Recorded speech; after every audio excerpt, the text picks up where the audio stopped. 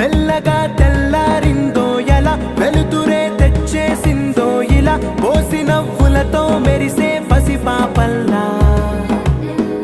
చేదతో బావులలో గలగల చెరువులో బాతుల ఈతల కళ చేదుగా ఉన్న వేపను నమిలే వేళ